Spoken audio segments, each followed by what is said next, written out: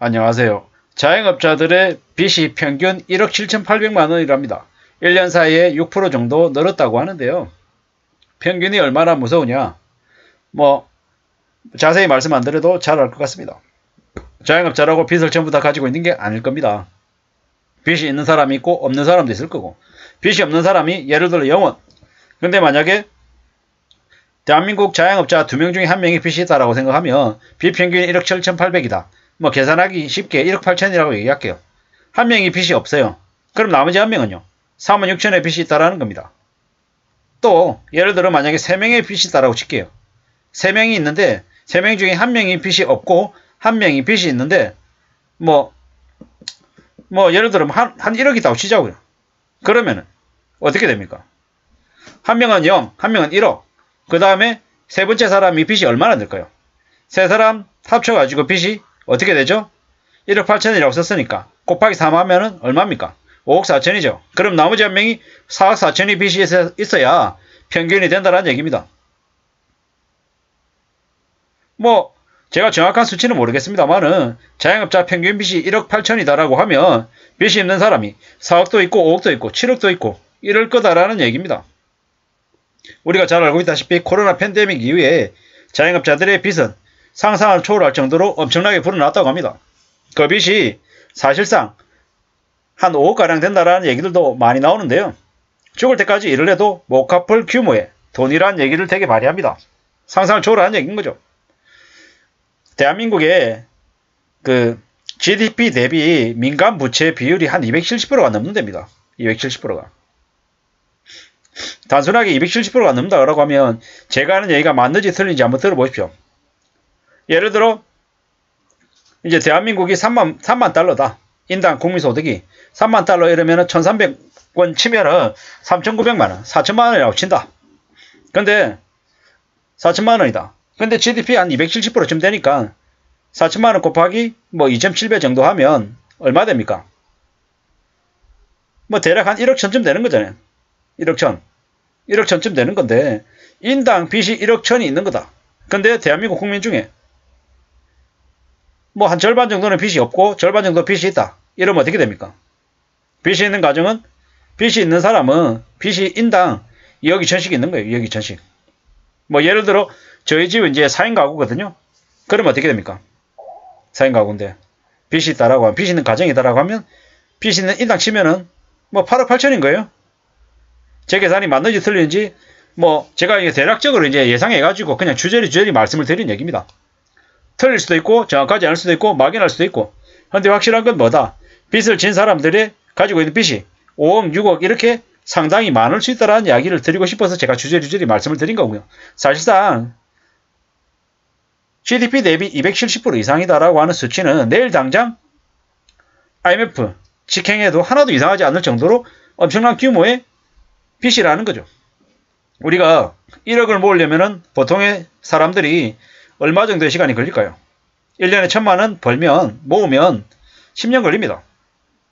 근데 빚을 1억 갚는다라는 건 어떻습니까? 이자도 내야죠. 이자를 내면서 원금을 갚는다라고 하면 그냥 1억을 저축하는 거랑은 다른 얘기죠. 못해도 한 14년, 15년이 걸릴 겁니다. 1억을 갚으려면. 그럼 보통 사람들이 한 3억 갚으려면 얼마 걸리겠어요? 45년. 이자까지 감당하면은 3억 빚 갚는 게 평생을 갚는 거다라고 해도 거짓말이 아닐 거라는 거죠. 그러면 5억의 규모가 사이즈가 얼마나 크다라는 걸 충분히 알 수 있다라는 겁니다. 지금처럼 고금리인데 최저금리도 6%, 8%까지 내야 되면 어떻게 되겠습니까? 점점 원금까지 갚는다 그러면 더 멀게 느껴지는 거죠.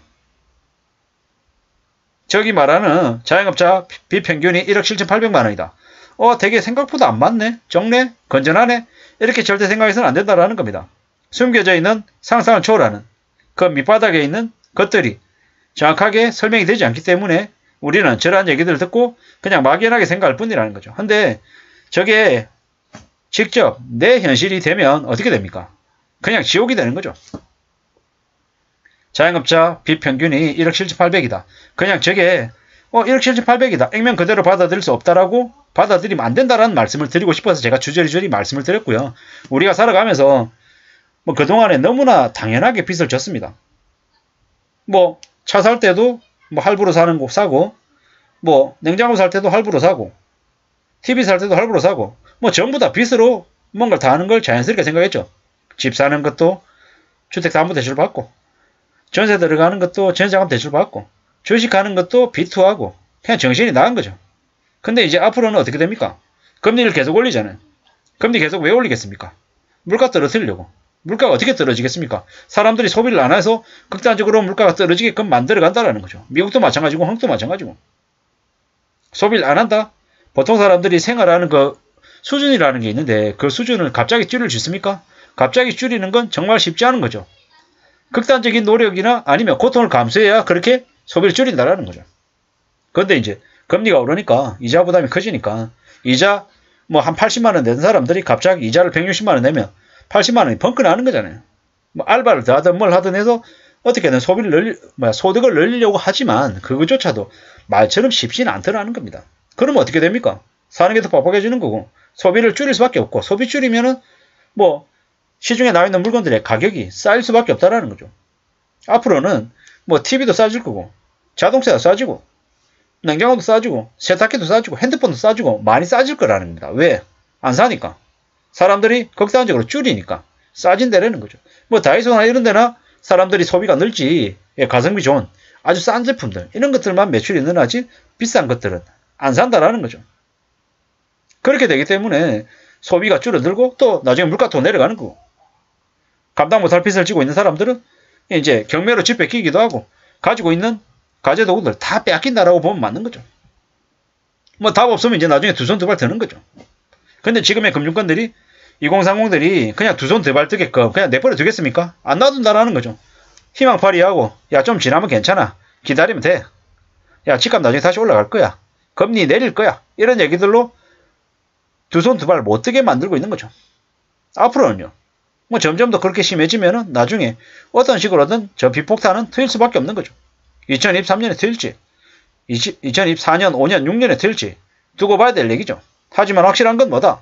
지금의 정부가 그냥 2023년에 터뜨리지는 않을 것 같고요.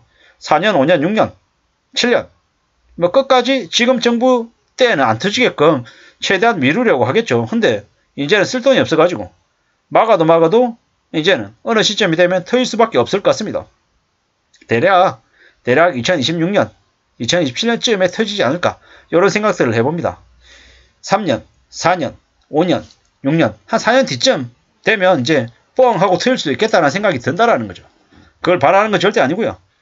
하지만 빚이 어떤 식으로든 줄어드는 상황들은 올 것 같다라는 겁니다.